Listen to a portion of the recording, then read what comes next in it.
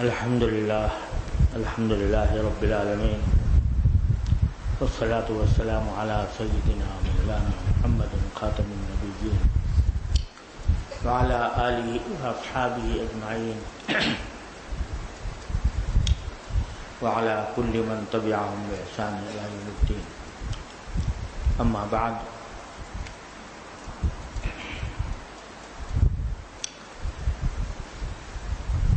مناجات مقبول میں جو قرآنی دعائیں ہیں ان کا بیان چل رہا ہے، اور جو کل دعا پر جس پر بات ہوئی کہ ربنا افرغ علینا صبرا وتوفنا مسلمین، اس کے بعد جو دعا قرآن کریم کی دعا مذکور ہے وہ ہے انت ولینا فاغفر لنا وارحمنا وانت خیر الغافرین۔ انت ولینا، اللہ تبارک و تعالی سے خطاب کر کے بندہ کہتا ہے کہ آپ میرے ولی ہیں۔ اس کو یوں بھی کہہ سکتے ہیں کہ میرے سرپرست ہیں، میرے کارساز ہیں۔ تو دعا کرنے سے پہلے یہ جملہ فرمایا کہ انت ولینا، آپ میرے ولی ہیں۔ ولی جو ہوتا ہے وہ جیسے کسی بچے کا، نابالغ بچہ ہے، اس کا ایک ولی ہوتا ہے جو اس کے مصلحتوں کی نگرانی کرتا ہے۔ وہی مصلحت دیکھتا ہے کہ کتنی بچے کو کس طرح پالنا چاہیے، اسے کس طرح اس کی دیکھ بھال کرنی چاہیے۔ تو اللہ تبارک و تعالی اس سے زیادہ، کہیں زیادہ ہمارے لیے ولی ہیں اور ہماری دیکھ بھال کرنے والے ہیں۔ تو یہ فرمایا کہ انت ولینا، آپ میرے ولی، ہمارے ولی ہیں، فاغفر لنا وارحمنا، تو ہمیں معاف بھی کر دیجئے اور ہم پر رحمت بھی فرمائیے۔ وانت خیر الغافرین، اور آپ سب سے بہتر معاف کرنے والے ہیں۔ یہ دعا جو ہے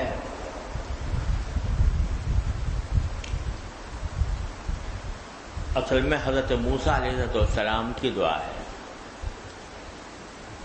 حضرت موسیٰ علیہ السلام جب کوہ طور پر تشریف لے گئے تھے تو واسطہ پڑا تھا بنی اسرائیل جیسی قوم کی، جو کسی صورت بھی، یعنی چت بھی ان کی، پٹ بھی ان کی، ہر صورت میں وہ کچھ نہ کچھ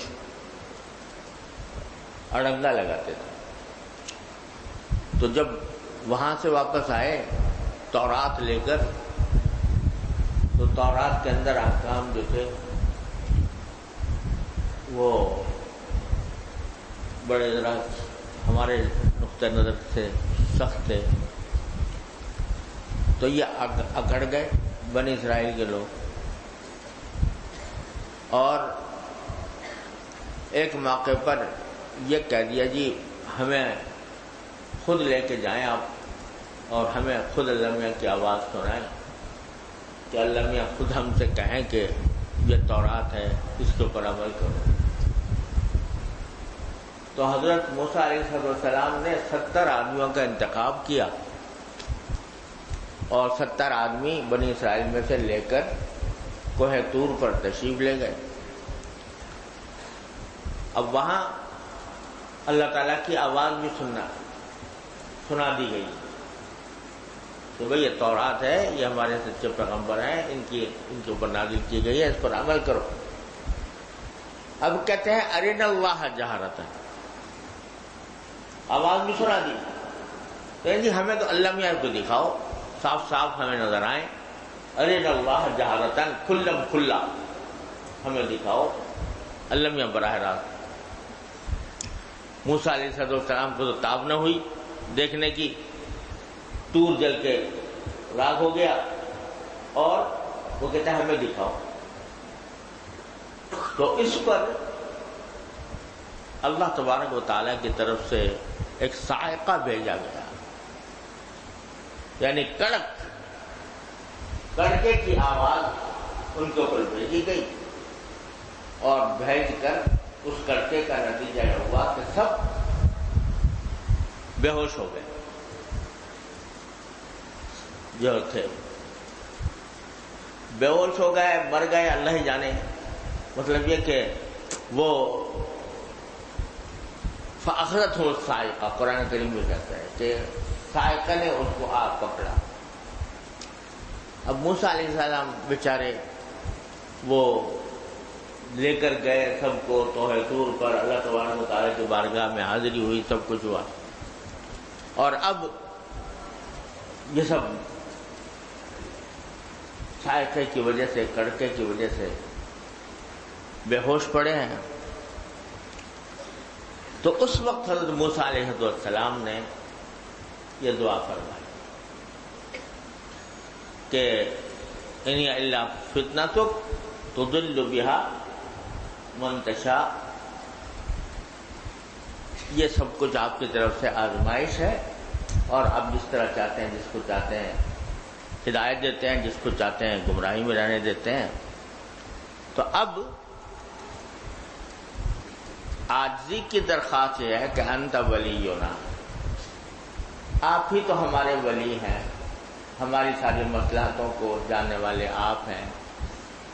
اب یہی ان لوگوں کی سرکشی کی وجہ سے اے اللہ ہمارے اوپر کوئی عذاب نازل نہ فرمائیے اور معاف کریے، فاغفر لنا وارحم وانت خیر الغافرین، اور آپ بہترین بخشش کرنے والے ہیں۔ یہاں جو بات قابل ذکر ہے اور سمجھنے اور سیکھنے کی ہے، وہ یہ کہ دعا مانگنے سے پہلے حضرت موسیٰ علیہ السلام نے اللہ تبارک و تعالیٰ کی ولایت، ولی ہونے کی صفت ذکر کی، اور اس کے بعد مانگا کہ آپ تو ہمارے ولی ہیں، ہماری یہ حاجت پوری فرما دیجئے کہ ہمیں مغفرت ہو جائے، ہمارے اوپر رحم بھی فرمائیے، رحمت کا مورد بھی بنائیے۔ تو یہ ایک طریقہ ہے دعا کا، اور مسنون یہ ہے کہ جب بھی کوئی دعا کی جائے تو اس سے پہلے اللہ تبارک و تعالیٰ کی حمد کی جائے۔ سورہ فاتحہ میں بھی اللہ تبارک و تعالیٰ نے ہمیں دعا کا طریقہ سکھایا۔ اصل مقصود تو دعا تھی کہ اہدنا الصراط المستقیم صراط الذین انعمت علیہم غیر المغضوب علیہم ولا الضالین، لیکن پہلی 3 آیتیں حمد، باری تعالیٰ کی حمد کے اوپر مشتمل ہیں۔ الحمدللہ رب العالمین الرحمن الرحیم مالک یوم الدین ایاک نعبد و ایاک نستعین، یہ سب حمد اور بندے کی اللہ تبارک و تعالیٰ کے سامنے بندگی کا اظہار۔ اس کے بعد مانگا اہدنا الصراط المستقیم۔ تو یہ ایک سنت بھی ہے نبی کریم صلی اللہ علیہ وسلم کی، اور بزرگوں نے یہ کہا بھی ہے کہ جب بھی آدمی کوئی دعا مانگے تو پہلے اللہ تبارک و تعالیٰ کی حمد کرے، اور اس کے بعد نبی کریم سرور دو عالم صلی اللہ علیہ وسلم پر درود بھیجے، پھر دعا مانگے اپنی۔ یہ جو کہا کہ پہلے تعریف کرے اللہ تعالیٰ کی، حمد کرے، تو یہ دعا کا ایک مقدمہ ہے، دعا کا ایک زیور ہے جو شروع میں اللہ تبارک و تعالیٰ نے کی توفیق سے بندہ حمد کی شکل میں پیش کرتا ہے۔ حدیث میں آتا ہے کہ جب میدان حشر میں لوگ برا حال ہوگا، گرمی ہوگی اور سورج سوا نیزے پر آ جائے گا اور لوگوں کے پسینے بہہ رہے ہوں گے، ایسے پسینے بہہ رہے ہوں گے کہ کسی کے ٹخنوں تک آ رہا ہے پسینہ، کسی کا گھٹنوں تک آ رہا ہے، کسی کا، اور انتظار میں ہوں گے لوگ، حیران ہوں گے، پریشان ہوں گے اس گرمی کی حالت میں. یا اللہ، یعنی کم از کم کچھ آگے معاملہ بڑھے تو صحیح، کوئی حساب و کتاب شروع ہو، آگے چل کر ہمارا فیصلہ ہو، جہاں بھی جانا ہو. کوئی لوگ اس پریشانی میں ہوں گے تو اور مختلف انبیاء کرام علیہ السلام کے پاس جائیں گے، ان سے کہیں گے کہ آپ دعا فرمائیں اللہ تعالیٰ سے اور ہمارا یہ کیفیت جو ہے یہ دور ہو جائے ہم سے. نوح علیہ السلام کے بعد جائیں گے، ابراہیم علیہ السلام کے بعد جائیں گے، موسیٰ علیہ السلام کے بعد جائیں گے. آخر میں سارے انبیاء جو ہیں وہ کہیں گے کہ سید الانبیاء صلی اللہ علیہ وسلم کے پاس جاؤ. ہر ایک اپنی اپنی کہے گا نفسی نفسی نفسی نفسی، مجھے تو اپنی جان کی پڑی ہوئی ہے، میں کیا اللہ تعالیٰ کی بارگاہ میں پیش ہوں. آخر میں حضور نبی کریم سرور عالم صلی اللہ علیہ وسلم اللہ تبارک و تعالیٰ کی بارگاہ میں حاضر ہوں گے اور سجدے میں گر جائیں گے. تو حضرت رسول کریم صلی اللہ علیہ وسلم اس وقت کے بارے میں فرماتے ہیں کہ اللہ یلہمنی محامدہ، اللہ تعالیٰ مجھے اپنی حمد و ثنا کے ایسے الفاظ میرے دل میں ڈالیں گے، ایسے الفاظ دل میں ڈالیں گے جو اس سے پہلے کبھی کسی نے کہے نہیں،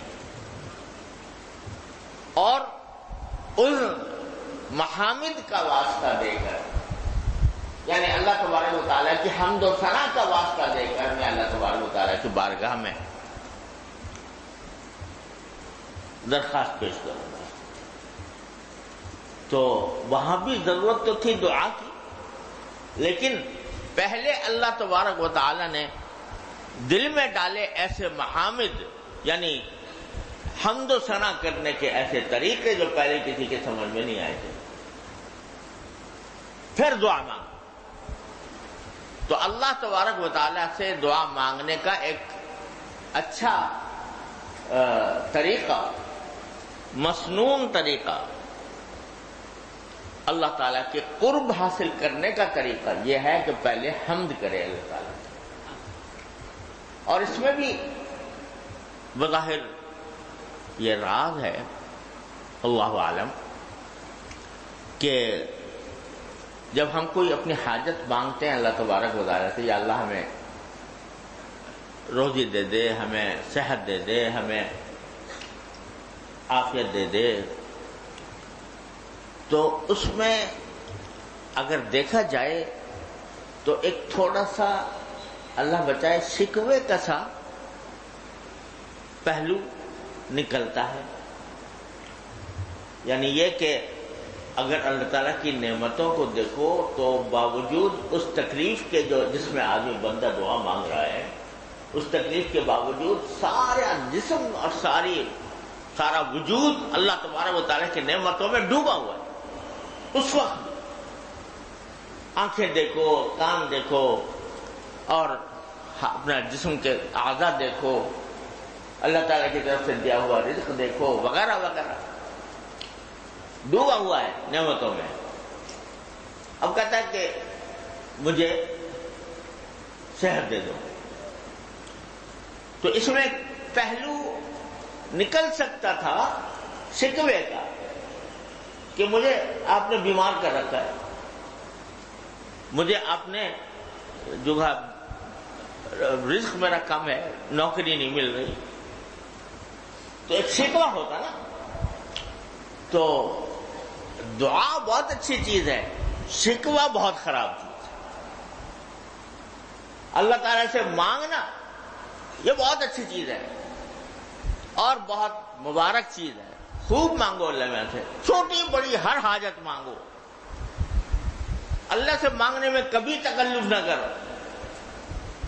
اللہ تعالیٰ سے مانگنے میں کبھی تکلف نہ کرو. یہ بھی نہ سوچو کہ چھوٹی سی چیز کیا مانگوں اللہ میں. ارے مانگو، چھوٹی ہو بڑی ہو، لیکن شکوہ بری چیز.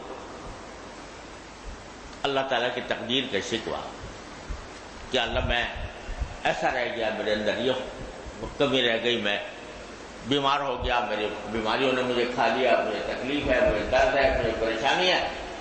یہ شکوہ بری بات.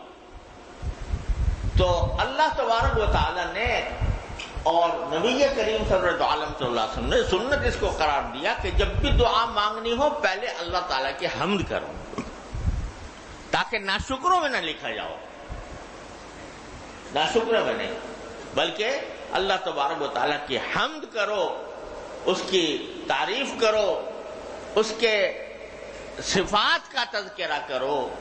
وہ جن صفات کا جو صفات اللہ تبارک و تعالیٰ کی ہیں ان کا تذکرہ کر کے مانگو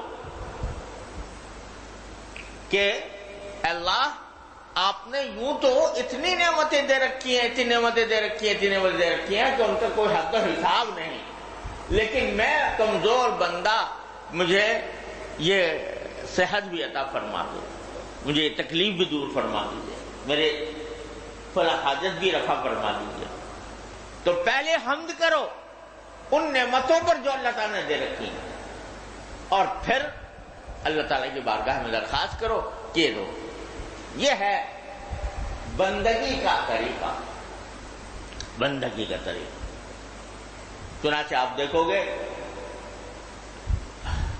اکثر و بیشتر نبی کریم صلی اللہ علیہ وسلم کی دعاؤں میں نظر آئے گا کہ شروع ہوتی ہے باری تعالیٰ کے حمد سے.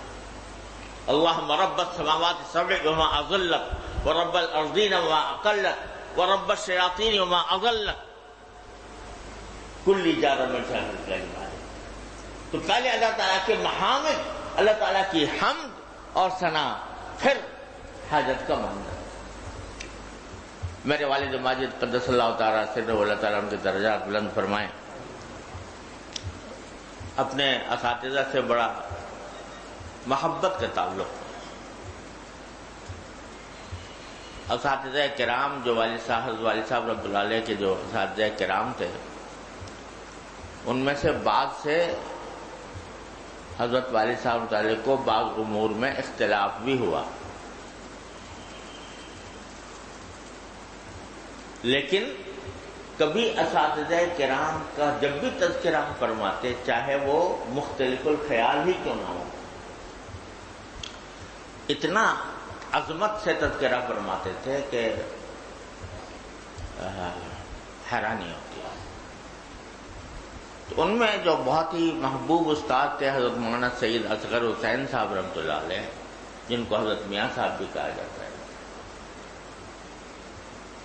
وہ ایسے محبوب استاد تھے کہ ہر لحاظ سے اپنے آپ کو، اپنا حضرت والد صاحب نے ان کو اپنا مقتدی سمجھا ہوا تھا. حضرت حکیم الامت مولانا تھانوی رحمۃ اللہ علیہ قدس اللہ تعالیٰ سرہ کے بعد اپنا ایک طرح سے مقتدی حضرت میاں صاحب رحمۃ اللہ علیہ کو بنا رکھا تھا، لیکن بے تکلفی بہت تھی حضرت میاں صاحب رحمۃ اللہ علیہ. اور حضرت کو والد صاحب رحمۃ اللہ علیہ بڑے عجیب واقعات ہیں. تو جو واقعہ یاد آ گیا وہ یہ کہ ایک مرتبہ حضرت میاں صاحب کے بارے میں میرے والد صاحب رحمۃ اللہ علیہ کو پتہ چلا کہ بیمار ہیں، بخار ہے. تو والد صاحب عیادت کے لیے تشریف لے گئے اور جا کر پوچھا حضرت کیسے مزاج ہیں؟ کہا اللہ تعالیٰ کا شکر ہے بہت اچھا ہوں، میرا دل ٹھیک کام کر رہا ہے، میرا دماغ ٹھیک کام کر رہا ہے، میری زبان ٹھیک کام کر رہی ہے، میرے کان ٹھیک کام کر رہے ہیں، میرے آنکھیں ٹھیک کام کر رہی ہیں، میرا جگر صحیح کام کر رہا ہے، میرے ہاتھ پاؤں ٹھیک کام کر رہے ہیں، اللہ تعالیٰ کا شکر ہے بہت اچھا ہوں. البتہ تھوڑا سا بخار ہو گیا ہے، دعا کرو کہ اللہ تعالیٰ وہ بھی دور فرما دے. تو پہلے جتنی بھی تکلیفیں نہیں تھیں ان کا ذکر کر کے ان پر شکر ادا کیا، اور پھر جو حاجت ہے وہ پیش کر دی کہ بخار ہے، دعا کرو اللہ تعالیٰ اس کو دور کرو. یہ ہے شکر گزار بندہ. انہ کان عبدا شکورا. حضرت نوح علیہ السلام کو کا ذکر کرتے ہوئے جو سب سے بڑی صفت ذکر فرمائی سورہ بنی اسرائیل میں، وہ کیا؟ انہ کان عبدا شکورا، وہ بڑا شکر گزار بندہ تھا. تو شکر بڑی عظیم چیز ہے، اور اسی میں شکر ہی کا ایک حصہ ہے اللہ تبارک و تعالیٰ کی حمد کر، اور حمد کرنے کے بعد جو تعریف جو دعا کی جائے گی وہ اللہ تبارک و تعالیٰ کے یہاں قبول ہے. کوئی یوں سمجھے العیاذ باللہ کہ پہلے اللہ میاں کی خوشامد کرو پھر مانگو،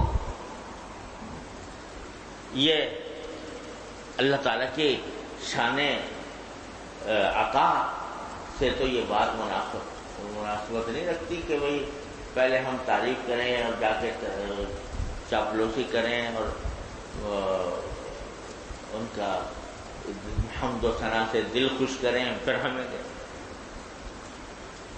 ارے وہ تو ہماری حمد و ثنا سے بے نیاز، کوئی ساری مخلوق دنیا کی اللہ تبارک و تعالیٰ کی تعریف اور حمد و ثنا کرنا چھوڑ دے، اس کی عظمت و جلال میں کوئی کمی نہیں ہے. پھر یہ کیا بات ہے کہ کہا جائے حمد کرو؟ دو باتیں.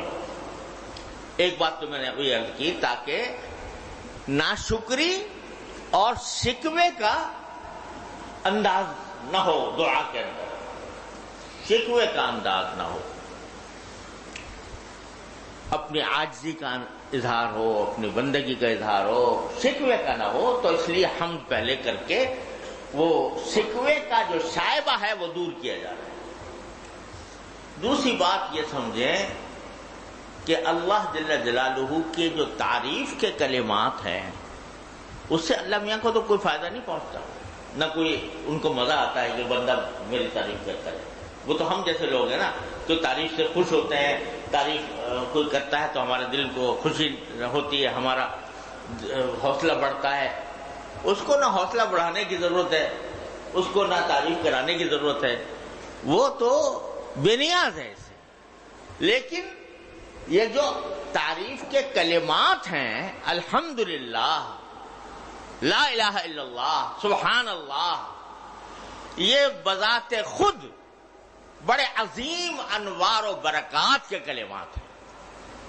یہ جو کہا جا رہا ہے نا سبحان اللہ تملأ المیزان، کہ سبحان اللہ جو ہے میزان عمل کو بھر دیتی ہے، یا الحمدللہ جو ہے وہ کائنات کو بھر دیتا ہے. اب یہ کیا ہے؟ یہ کلمہ میری زبان سے نکلا، 1 سیکنڈ میں ادا ہو گیا، لیکن اس کو جو انوار و برکات عطا ہوئے ہیں ان کی خاصیت یہ ہے، ان انوار و برکات کی خاصیت یہ ہے کہ جو کلمہ انسان زبان سے نکالے گا، حمد کا کلمہ، وہ اس کے لیے برکات کھینچ کر لائے گا، وہ انوار کھینچ کر لائے گا جو ہمیں ابھی پتہ نہیں. اتنا تو پتا ہے کہ آسمان و زمین کو بھر دیتا ہے، یہ بتا دیا رسول کے کس طرح بھرتا ہے، کیا اس کی خاصیت ہے، یہ ابھی ہمیں پتہ نہیں ہے. اور انشاءاللہ وہاں جا کر پتہ لگے کہ الحمدللہ کیا چیز ہے اور سبحان اللہ کیا چیز تھی. یہ کیا کلمات تھے، یہ کلمات جن انوار کی شکل میں وہاں پر ہمارے سامنے آئیں گے، اس وقت ہماری پہنچ وہاں تک نہیں. تو اللہ تبارک و تعالیٰ یہ چاہتے ہیں کہ میرا بندہ دعا کرنے سے پہلے ان انوار و برکات کو حاصل کر لے جو ان کلمات میں لگانے کی کوشش کر رہے ہیں. حضرت شاہ صاحب رحمۃ اللہ علیہ، حضرت علامہ نواز شاہ صاحب کشمیری رحمۃ اللہ علیہ فرمایا کرتے تھے کہ جنت کی نعمتوں میں ایک بہت بڑی نعمت یہ ہوگی کہ وہاں حقائق اشیاء منکشف ہوں گے، اشیاء چیزوں کے حقائق منکشف ہوں گے. پتہ چلے گا کہ الحمدللہ کیا چیز تھی، پتہ چلے گا سبحان اللہ کیا چیز تھی. اس کا جو گل و گلزار سامنے آئے گا، اس کا جو کہ انوار و برکات اور روشنیاں اس کی جو سمجھ میں آئیں گی، تو وہ ایک لذت عظیمہ ہوگی نعمت کی، جنت کی نعمتوں میں سے۔ تو اللہ تبارک و تعالیٰ چاہتے ہیں کہ میرا بندہ جب دعا مانگنے آئے تو دعا مانگنے سے پہلے ان انوار و برکات کا حامل بن جائے جو میں نے ان کلمات کے اندر رکھی۔ اس لیے ہم کریں تو یہاں بھی انت ولینا، پہلا جملہ جو کہا وہ یہ کہ اللہ آپ میرے کارساز ہیں، آپ میرے ولی ہیں، میری ساری مصلحتوں کو جاننے والے اور مصلحتوں پر عمل کرنے والے، مصلحتوں کو پیدا کرنے والے آپ ہیں۔ چونکہ آپ میرے ولی ہیں، ہمارے ولی ہیں، کارساز ہیں، تو جو غلطی ہم سے ہو گئی ہے یا ہمارے ساتھیوں سے ہو گئی ہے، لا تہلکنا بما فعل السفہاء منا، جو ہمارے بیوقوف لوگ جو ہیں جو باتیں کرتے ہیں، ان کی وجہ سے ہمیں ہلاک نہ کیجیے گا، تو ہمارے بلکہ معاف کر دیجیے، فاغفر لنا وارحم، اور ہم پر رحم کیجیے اور اب بہترین بخشنے والے ہیں۔ تو یہاں یہ بھی اسی سیاق میں آیا ہے کہ حضرت موسیٰ علیہ السلام نے یہ فرمایا کہ ہمارے جو کچھ بیوقوف لوگ ہیں انہوں نے یہ فضول بات کی ہے کہ ہمیں اللہ تعالیٰ کو کھلم کھلا دکھاؤ، تو ان کی اس بیوقوفی کی وجہ سے ہم سب کو ہلاک نہ کیا۔ تو یہ سکھایا کہ اگر کسی شخص کی یا کسی گروہ کی کوئی بے عملی سامنے آئے، بدعملی سامنے آئے، بدعقیدگی سامنے آئے، تو اس وقت یہ دعا کرنی چاہیے کہ لا تہلکنا بما فعل السفہاء منا، ہم میں کچھ لوگ بیوقوف ہیں جو غلط باتیں کرتے ہیں، تو ان کی وجہ سے ہمیں آپ ہلاک نہ کیجیے گا۔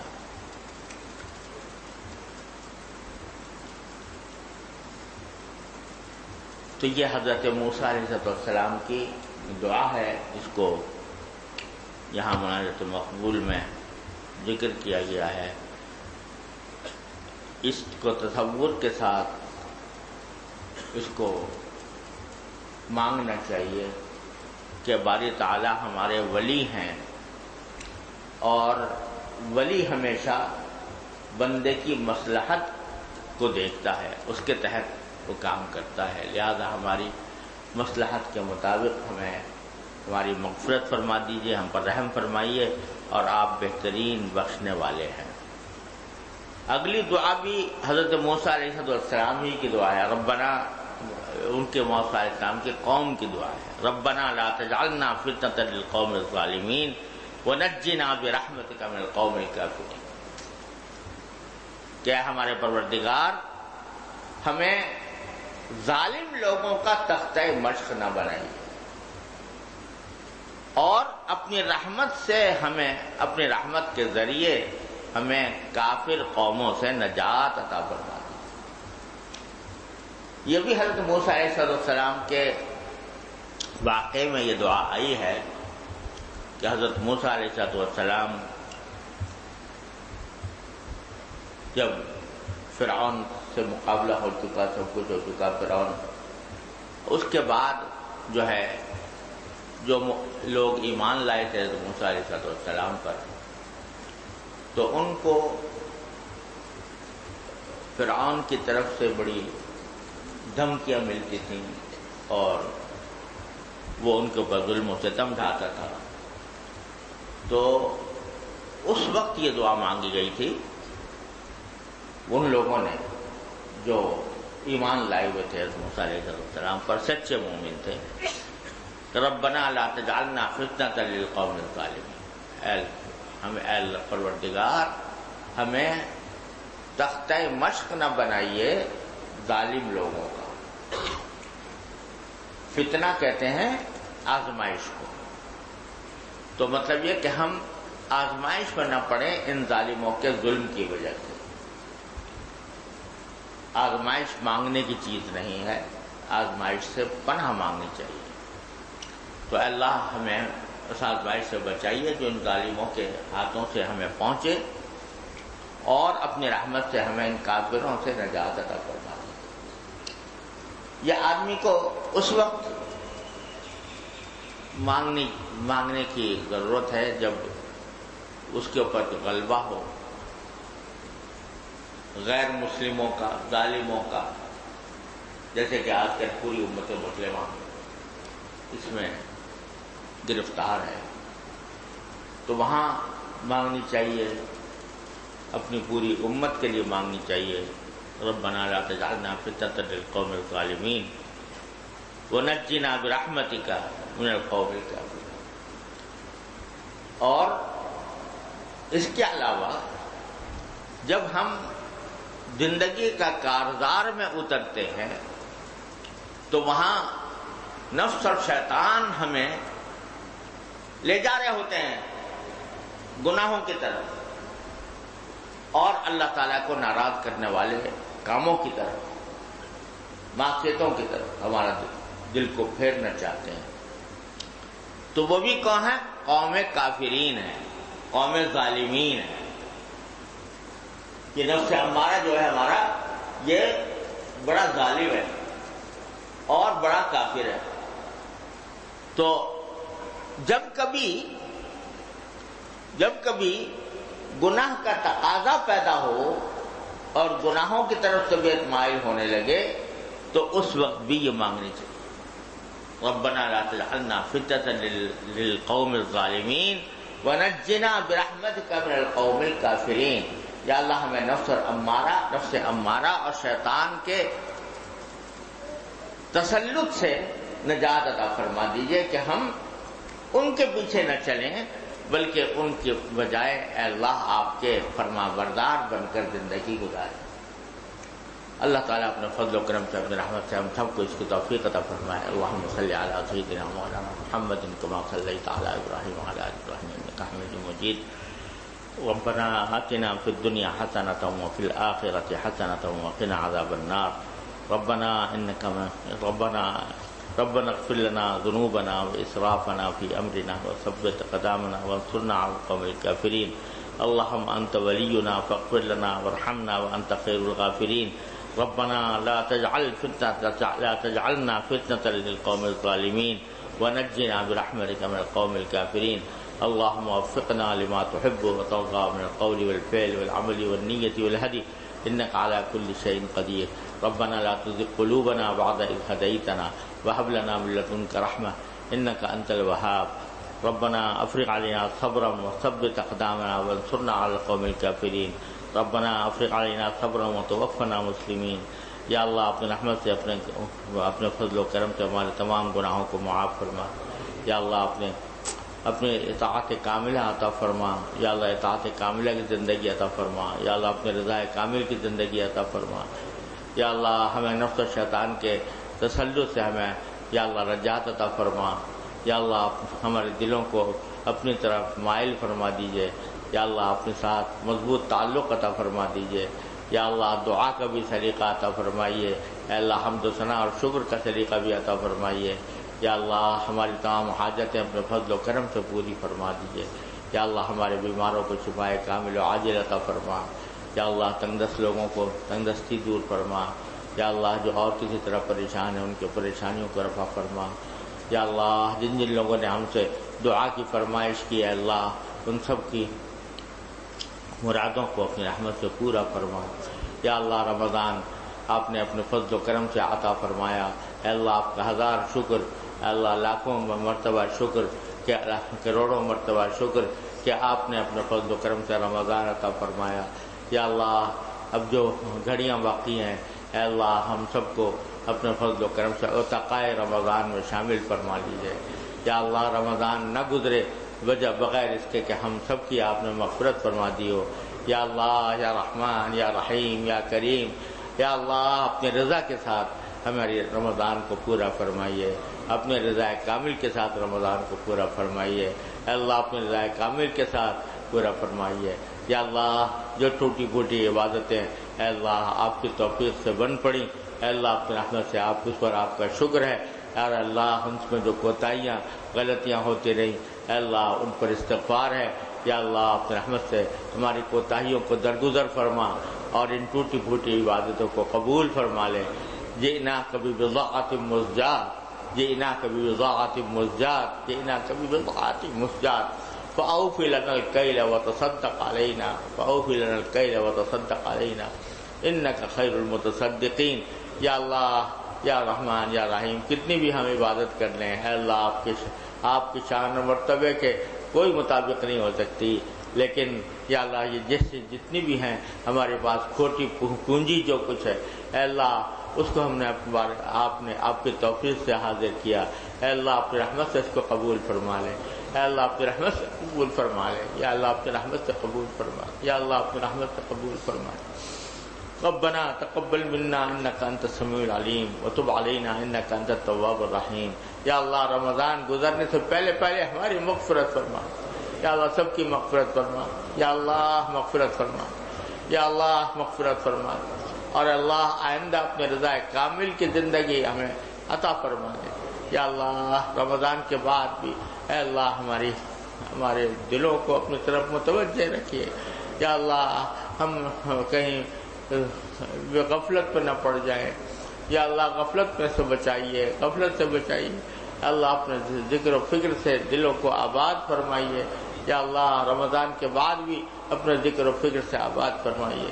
ربنا تقبل منا انك انت السميع العليم وتب علينا انك انت التواب الرحيم، وصلى الله تعالى على خير خلقه سيدنا مولانا محمد وعلى آله واصحابه اجمعين، آمين برحمتك۔